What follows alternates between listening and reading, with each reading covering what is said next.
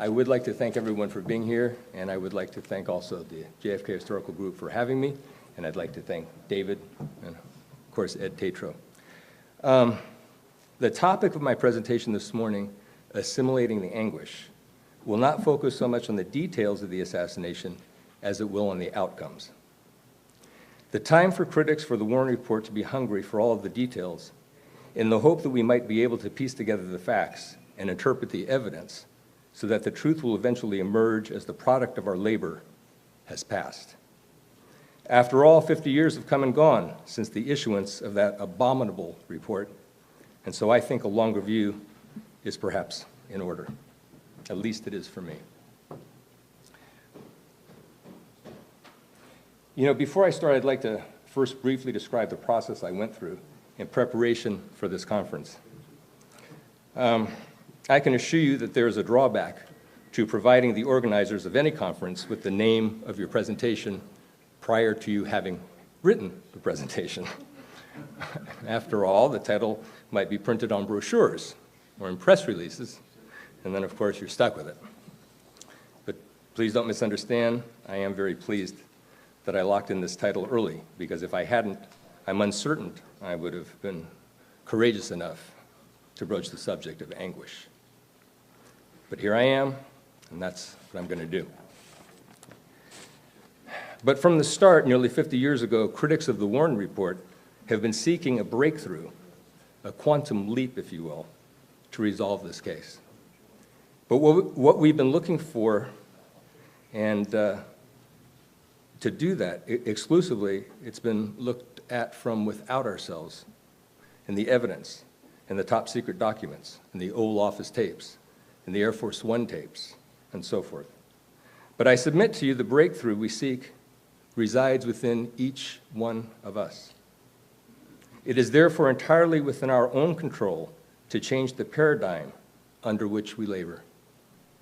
But first, we must choose to feel it, which brings me back to anguish. There are several dangers, if you will, to such a subject. The first is mainly culture. In our culture, men are not supposed to cry, particularly in public, unless, of course, it's at the national anthem. Yet this subject remains raw in my heart, and whenever I speak of it, I feel it. And it is from the emotion of anguish that I am compelled to continue the battle. Without it, I would have given up on this a long time ago.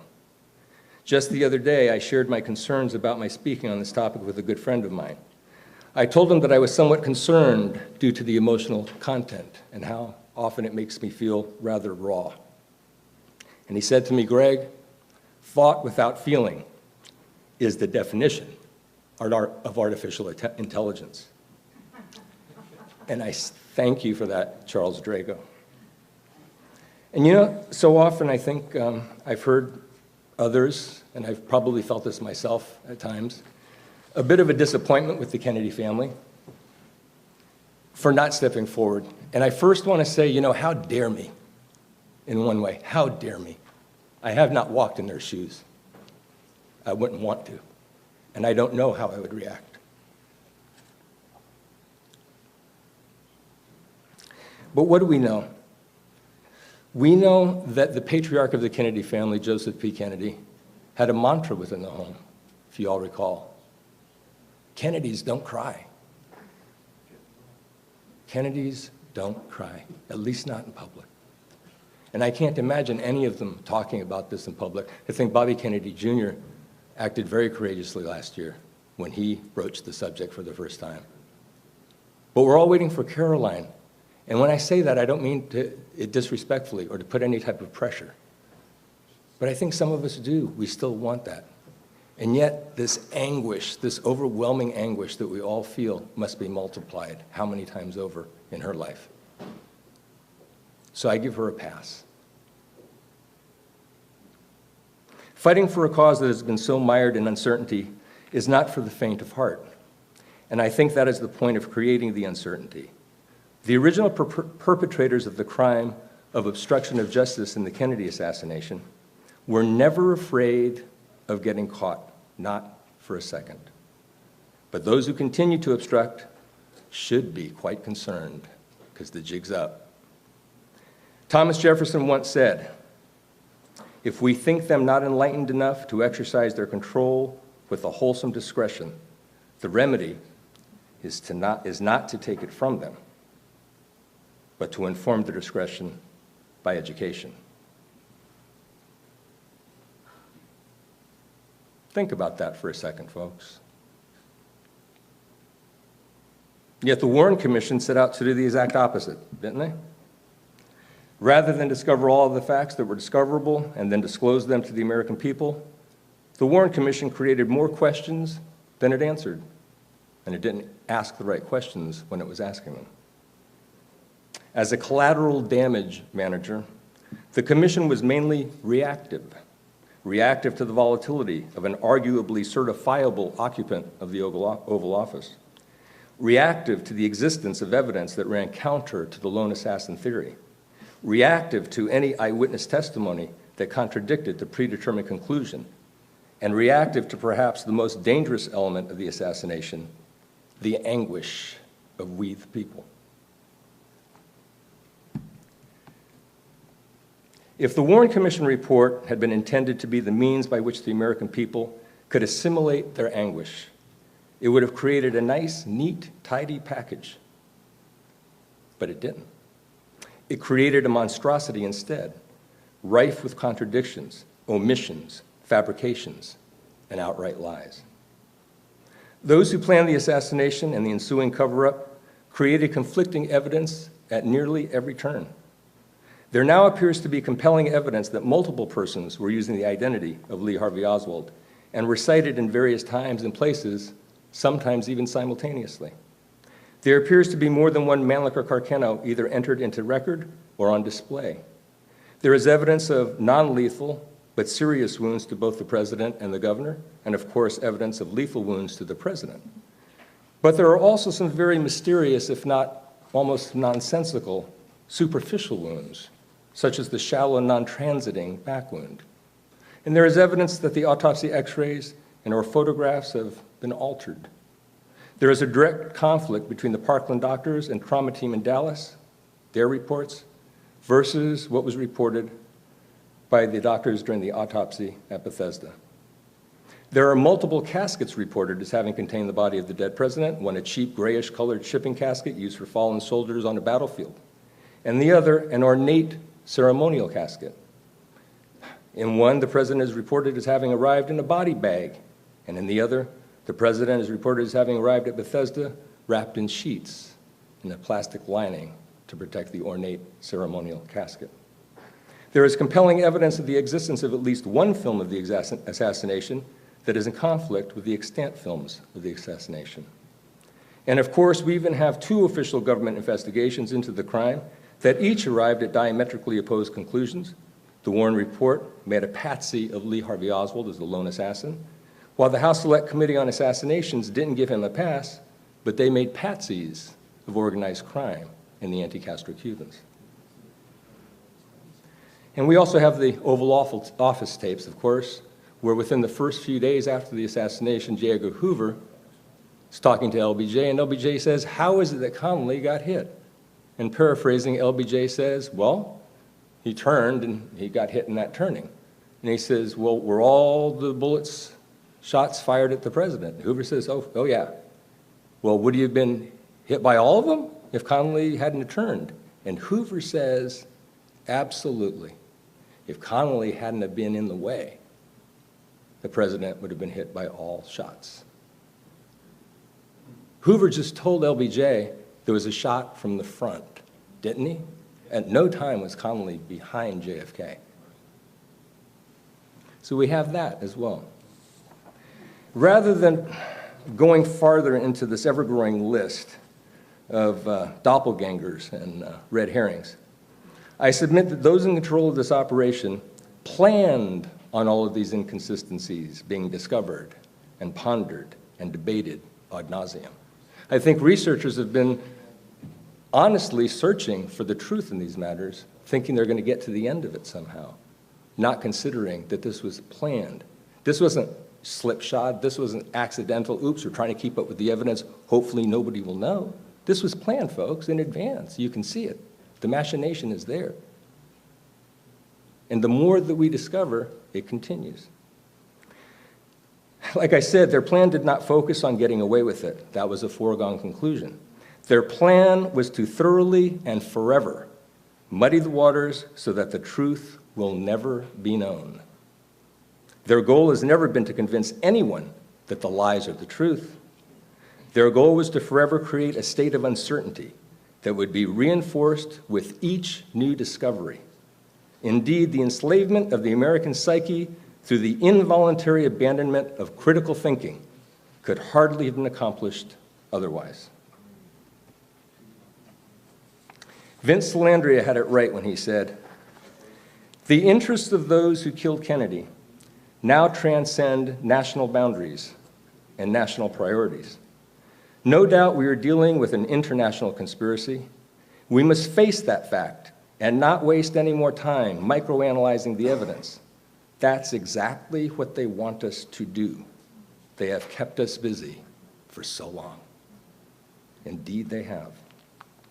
I should think that the majority of researchers who criticized the Warren Commission have, at least at one time or another, if not often, felt offended that the government would take us for such fools. We have protested in righteous indignation that our own government has deceived us, and we have demanded that they come clean. But to what end? We have called for the release of all assassination-related documents, as if such release will actually shed any more light on the subject. Then we find out that the Secret Service admits to having destroyed many of their documents on the subject in defiance of the JFK Act, as did the Office of Naval Intelligence, among others. Still, like innocent children traveling to a favorite vacation destination with our parents, we ask, are we there yet? Are we there yet? Are we there yet? Over and over again. But why? Only when we cease using their virus-ridden GPS will we stop driving in circles, folks. I submit that we get out of the car and use our own moral and reason compass to determine our exact location. Now, some might find it appropriate that we gather here in a hotel that bears the word Crown in its name as we discuss the death of American royalty. But JFK was no king. Still, the name Crown seems somewhat appropriate to me, as its significance resides in the fact that the code name for the White House Situation Room in 1963 was Crown. And it was from Crown that the occupants of both Air Force One and the cabinet members aboard Dean Russ State Department plane were informed, almost immediately following the assassination, of what was to become the very same conclusion reached by the Warren Commission some 10 months later, namely that JFK was killed as a result of actions taken by a lone assassin, Lee Harvey Oswald. However, at the time Crown presciently identified him as the guilty party, Lee Harvey Oswald had yet to even be charged with the crime of assassinating President Kennedy. The Dallas Police Department would not charge him with that crime till almost midnight. Moreover, the new president wouldn't even conceive of his so-called Blue Ribbon Commission for several more days. Yet Crown had already solved the crime. They solved it before the Dallas police had gotten a statement from the accused. They solved it before the FBI had begun to investigate, and solved it before the Warren Commission had even been conceived of. Indeed, Crown solved the crime without examining any of the evidence or interviewing even a single witness. Moreover, the cabinet was even informed of Oswald's background, including his having defected to the Soviet Union and his alleged involvement with the Fair Play for Cuba Committee, while the cabinet was still 35,000 feet above the Pacific Ocean on their way to Tokyo for an economic summit. And even when the Air Force One tapes were finally obtained and more smoking guns revealed, it changed nothing. It did not reinforce my certainty that there was a conspiracy. It's like gravity. I need no further evidence. But they keep getting it to us somehow, don't they? Little by little. Most of it contradicts other evidence. Now I'm going to change gears here for a moment and talk briefly about Vietnam. Don't worry, I'm not going to revisit a familiar subject that I've covered elsewhere just to rehash items that I've already established, and I'm certainly not going to make the case for conspiracy based on this. I think that case has already been made. Instead, I'll draw on a different perspective for emphasis. Specifically, I want to talk about what appears to be a directive leveled at the very heart of the Kennedy administration on November 22nd, 1963, and collectively aimed at the American body politic ever since. I want to emphasize that what I'm about to discuss has value, but not because it is more evidence of conspiracy, but because it allows us a glimpse of the mechanisms here at work. Those of you who are familiar with my work and the work of others on National Security Action Memorandums 263 and 273 will recall the fact that in October of '63, Kennedy ordered 1,000 troops home from Vietnam by Christmas of that year, and the remainder of all personnel, U.S. personnel out of Vietnam, pardon me, by the end of 1965. You'll further recall that 6 weeks later, on November 21st, 1963, the evening before the assassination, JFK's Special Assistant on National Security, Mr. McGeorge Bundy, wrote the draft of National Security Action Memorandum 273, which reversed JFK's Vietnam policy before JFK could even be briefed on the talks from the Honolulu Conference that ostensibly had led to the Vietnam policy changes contained within the document. The draft of this document was widely disseminated throughout the government that very night, including reaching those cabinet members who were bound for Japan the next day aboard one of the planes in the presidential fleet, then being used by Secretary of State Dean Rusk. Now, I've often wondered why the draft of a National Security Action Memorandum dealing with Vietnam policy would have been circulated to cabinet members who were extraneous to Vietnam policy while they were en route to an economic summit in Tokyo. Secretary of State Dean Rusk was certainly involved in Vietnam policy, but he was the only person aboard that flight who had attended the Honolulu conference. Surely any of the other cabinet members who were in Honolulu would have been required to attend the conference had their presence been integral, but they were not. They arrived in Hawaii the evening of November 21st after the conference had concluded. Now, is it conceivable that the following cabinet members were essential to Vietnam policy decision-making processes, but were not required to attend the conference? Treasury Secretary Douglas Dillon. Put your hands up if any of these you think were integral to Vietnam policy. Interior Secretary Stuart Udall. Labor Secretary Willard Wirtz. Secretary of Commerce Luther Hodges, and Secretary of Agriculture Orville Freeman. Clearly, the answer is no. So we must ask, was there anything being communicated in the draft of NSAM 273 that was not related to Vietnam policy, but was apparently related to the cabinet or essential for them to know? The answer may be contained in paragraph 4, which reads, "It is of the highest importance that the United States government avoid either the appearance or the reality of public recrimination from one part of it against another. And the President expects that all senior officers of the government will take energetic steps to ensure that they and their subordinates go out of their way to maintain and to defend the unity of the United States government, both here and in the field." What could he be talking about? There's a couple of possibilities. Now, again, I want to emphasize, I'm not bringing this up to say McGeorge Bundy had foreknowledge, although if you've seen my presentation a few years ago at COPA, I go into that in great depth. And so I recommend that if you're more interested in that. And I certainly believe that he did have foreknowledge. But that's not my point here. My point's something else. If you'll indulge me, let's go on an imaginary trip to Tokyo, or at least think we're on our way to Tokyo. Let's climb aboard the State Department plane momentarily and ponder the magnitude of what the cabinet members learned during that flight. Of particular interest to me is that one specific paragraph copied above, in which McGeorge Bundy, who in light of the tragic events of the next day, appears to be speaking not for JFK, but for LBJ. Now, when you look at the rest of the document, I think you'll see that more clearly than just from this small portion here. But if you were on the aircraft, a member of the cabinet, JFK is the president. Nothing's happened. So in your head, this is a JFK directive, okay? Now, why do I say that that Bundy was apparently speaking for LBJ? First, we know that JFK was never going to approve or sign this document, as it reversed a policy that he had implemented only 6 weeks earlier, and it was a policy that was based on his meticulously dictated McNamara-Taylor trip report.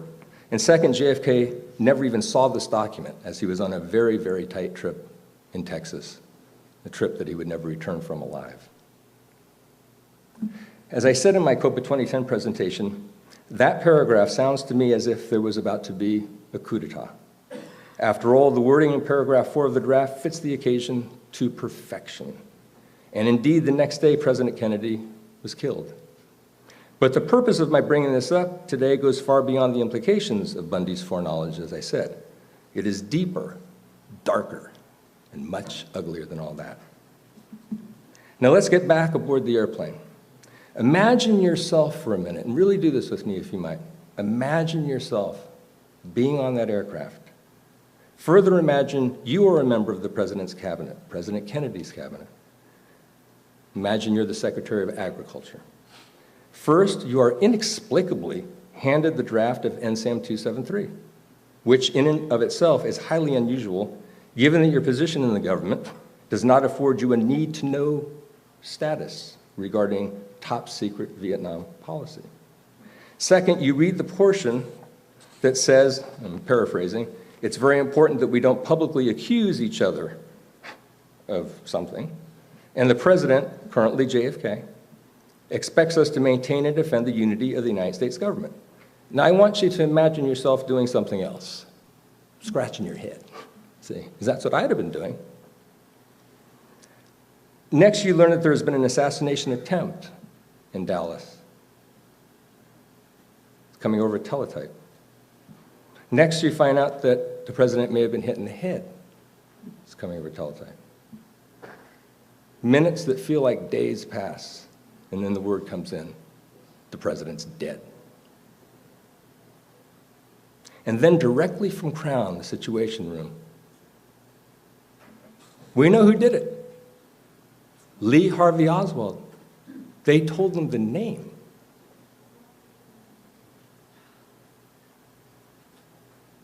They told them it was a lone assassin. They told him he had defected to the Soviet Union, and he was a member of the Fair Play for Cuba Committee. But we got him. There's nothing more to see here, folks. Move on. Imagine yourself, Secretary of Agriculture. Imagine what would have been going through your mind at that moment. Again, let's pause for a minute to review and let this really sink in. You are handed a top-secret document, the draft of an NSAM, which has absolutely nothing to do with your area of expertise nor your area of concern, and within it you are directed by what appears to be the sitting president, JFK, to maintain and defend the unity of the United States government.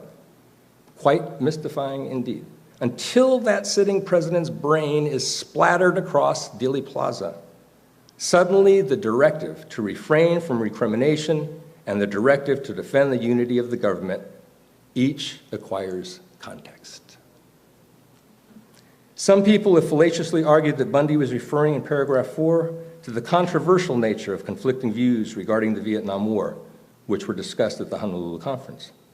First of all, we must be reminded of the nature of these talks from which this document was supposedly spawned. NSAM 273 draft was ostensibly written as a result of what type of talks, folks, at the Honolulu Conference? Top secret talks. The content from the conference was also classified as what? Top secret.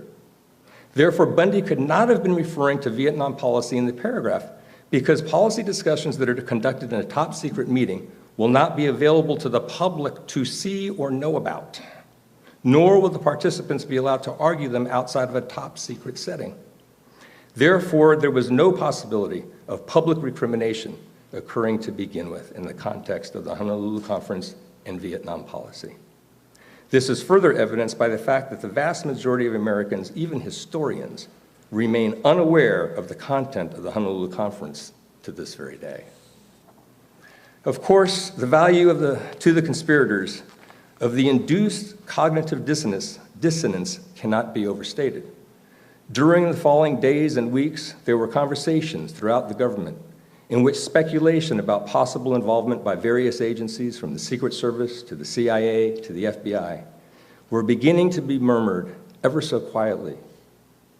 And whenever one of these conversations took place within earshot of an NSAM 273 draft recipient, it was quickly and thoroughly discredited, even by members of President Kennedy's own cabinet. And we've always wondered why.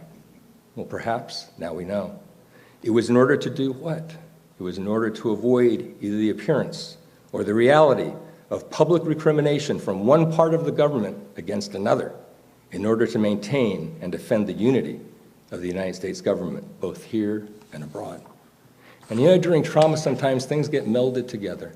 Easy for me to say, a cabinet member who was reading the one document and the news all comes in. And you know, I don't claim to know the order. The news may have come in first, and they may have gotten the document second about, you know, the NSAM, the paragraph 4 I was talking about. Almost doesn't matter. Point is, the events get merged together. The events get merged together. The scope of the psychological warfare employed here, and before, during, and after this event, is the actual operation. The assassination was but one very critical phase of it. You know, they say the ignition for a stick of dynamite starts with the lighting of a match, but the explosion that follows dwarfs the magnitude of the match. I submit to you that the assassination of President John F. Kennedy, as horrific as it was and is dwarfed not so much by the ensuing cover-up, but by the depth and scope of the resultant power to psychologically enslave the American people through the destruction of critical thinking.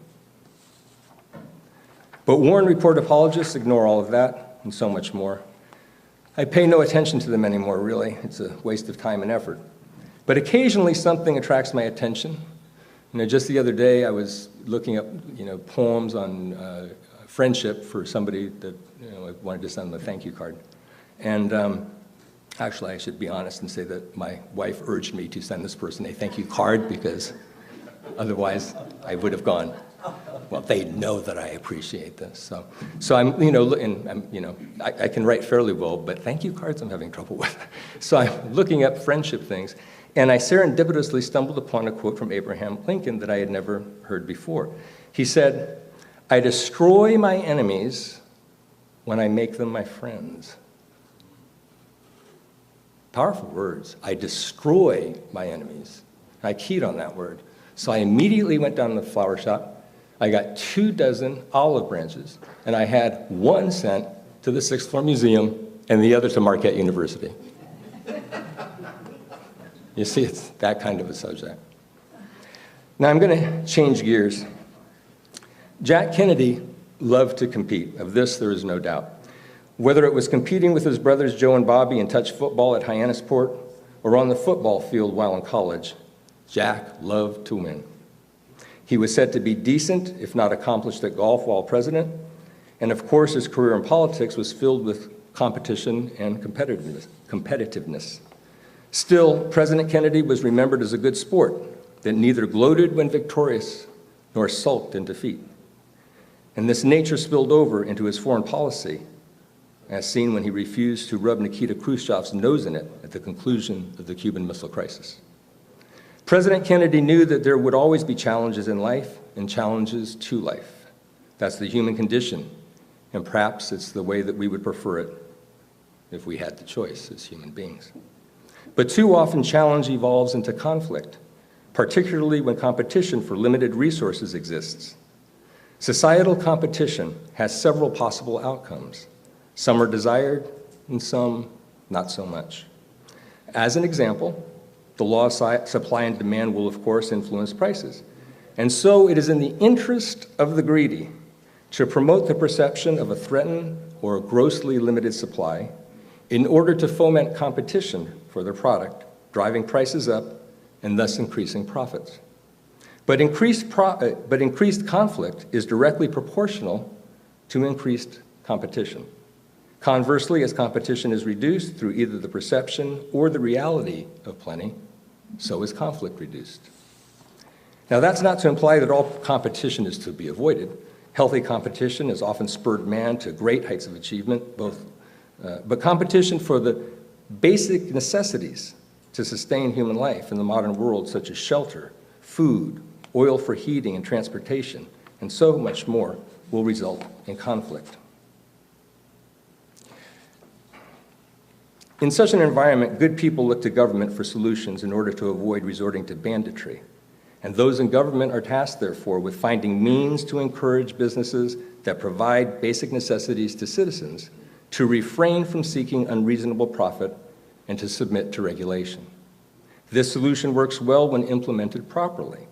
A simple example of its success can be observed with regards to utility companies that provide gas and electricity for the most part. We do not see families fighting with each other, locked in armed conflict as a result of competing for these services.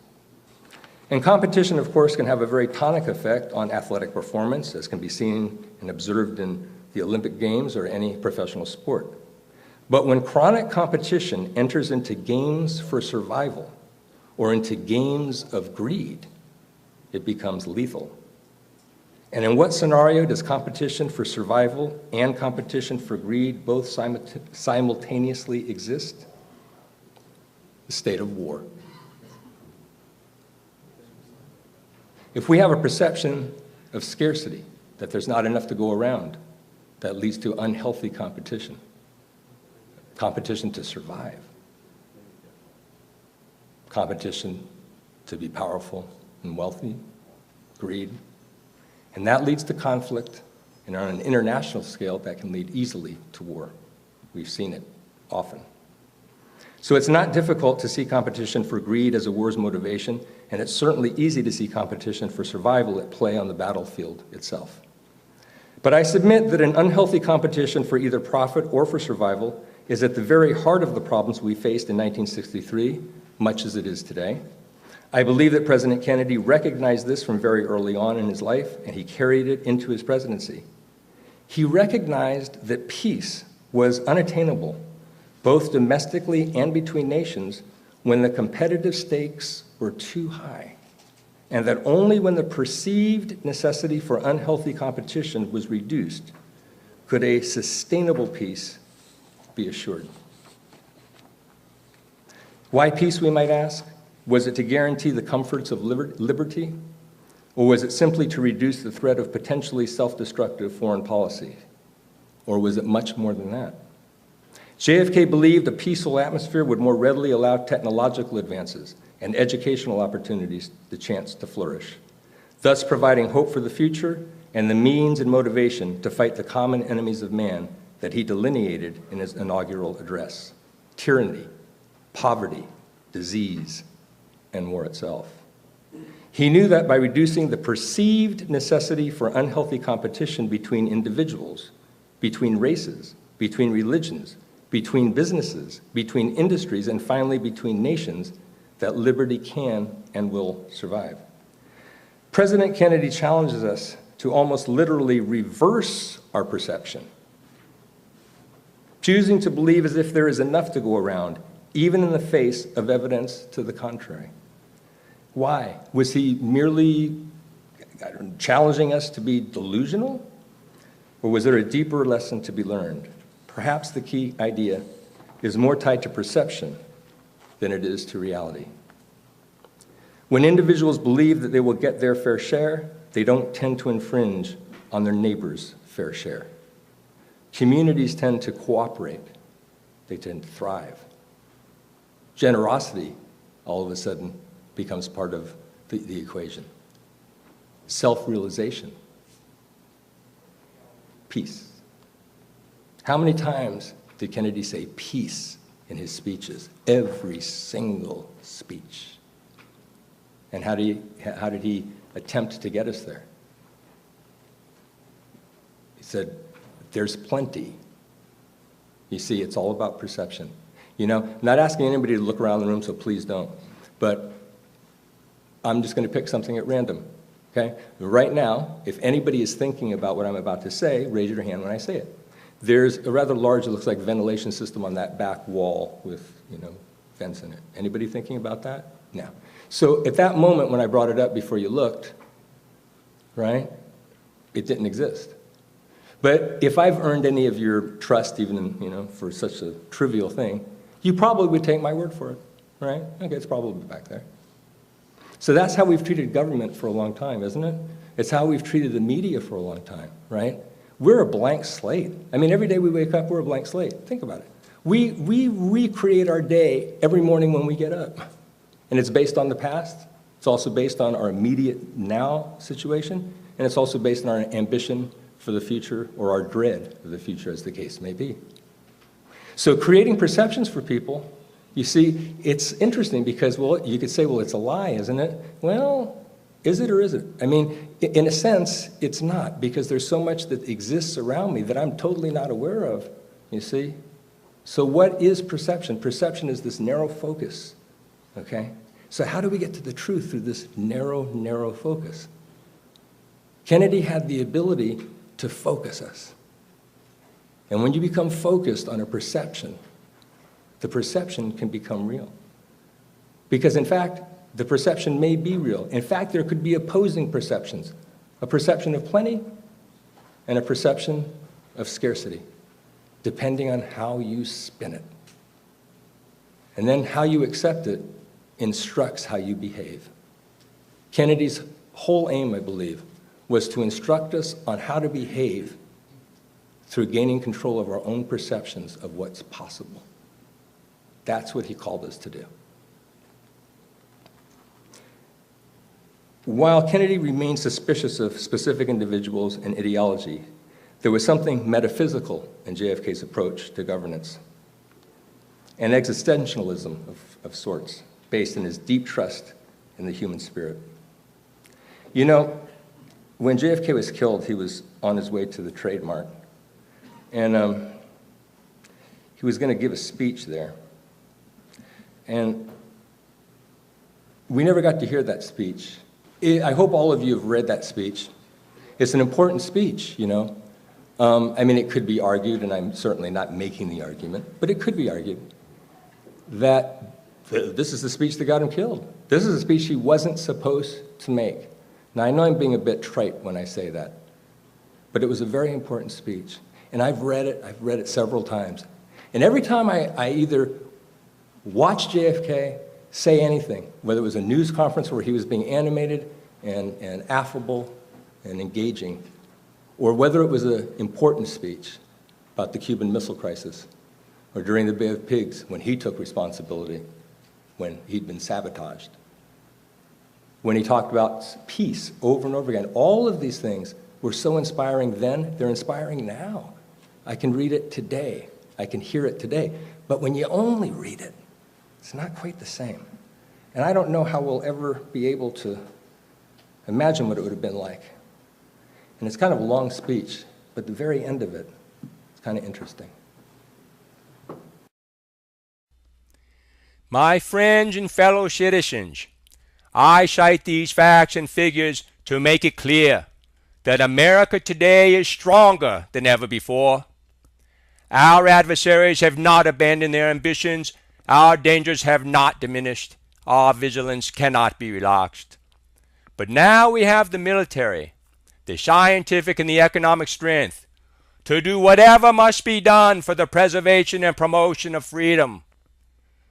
The strength will never be used in pursuit of aggressive ambitions. It will always be used in pursuit of peace. It will never be used to promote provocations. It will always be used to promote the peaceful settlement of disputes. We in this country, in this generation, are by destiny rather than by choice the watchmen on the walls of world freedom.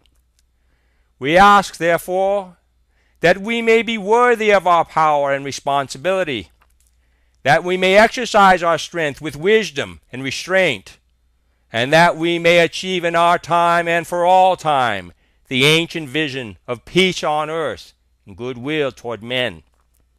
That must always be our goal, and the righteousness of our cause must always underlie our strength. For as was written long ago, except the Lord keep the city, the watchman waketh but in vain.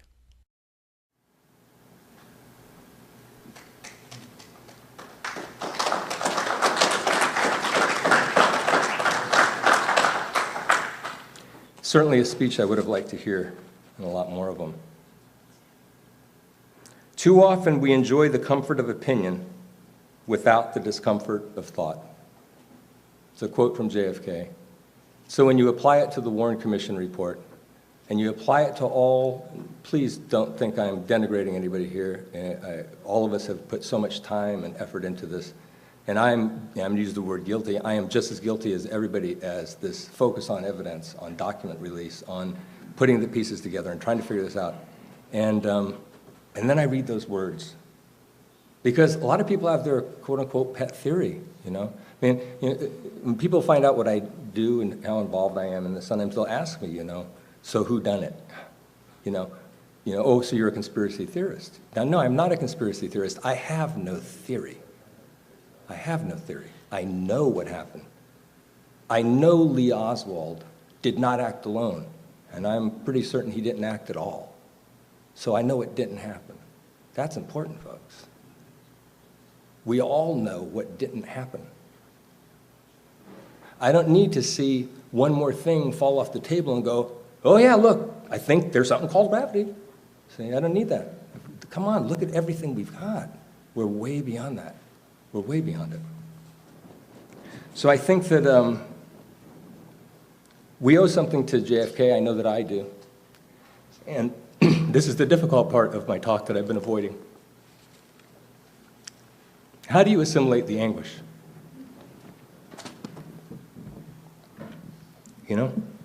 It's not just JFK. This is about what it means. We've been focused so long on what it is, what this is, what that is. But this is about what it means on a much grander scale. What it means to Americans. Beyond that, what it means to humans. What it means that we can be absolutely certain that we've been lied to. This is not a question. We know. Let's not talk about what we know what happened, the specifics of the assassination.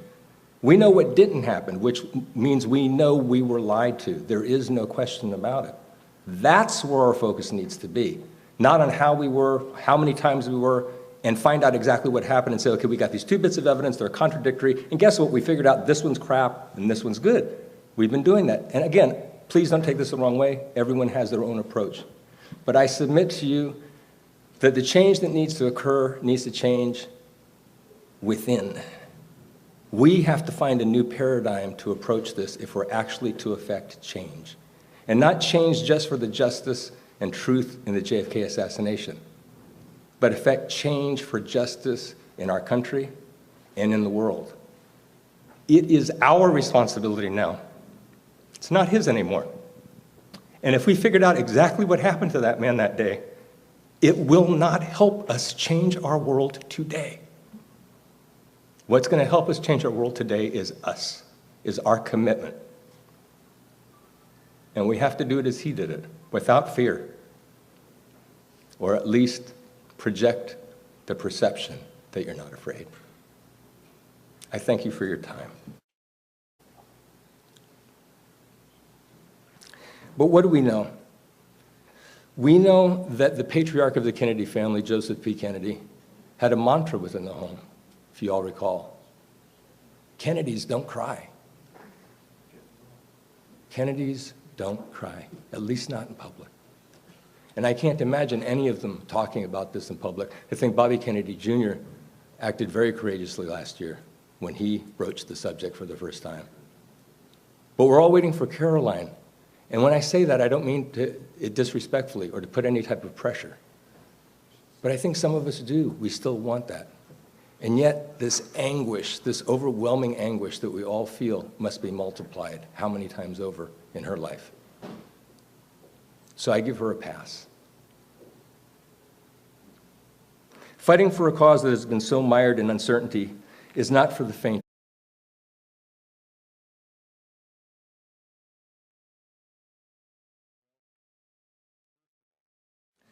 I would like to thank everyone for being here, and I would like to thank also the JFK Historical Group for having me, and I'd like to thank David and, of course, Ed Tatro.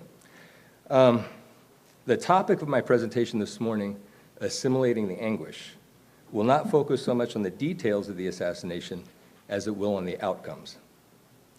The time for critics for the Warren Report to be hungry for all of the details, in the hope that we might be able to piece together the facts and interpret the evidence so that the truth will eventually emerge as the product of our labor, has passed.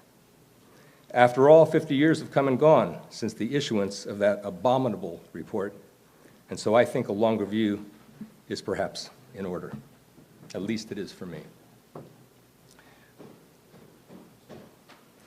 You know, before I start, I'd like to first briefly describe the process I went through in preparation for this conference.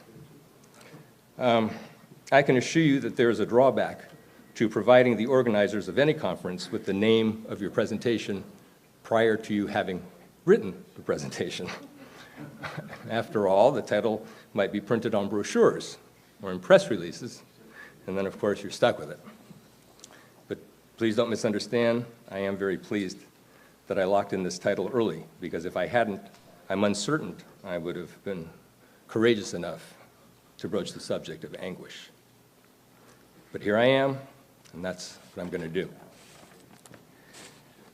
But from the start, nearly 50 years ago, critics of the Warren Report have been seeking a breakthrough, a quantum leap, if you will, to resolve this case. But what we've been looking for, and to do that exclusively, it's been looked at from without ourselves, and the evidence, and the top secret documents, and the Oval Office tapes, and the Air Force One tapes, and so forth. But I submit to you the breakthrough we seek resides within each one of us.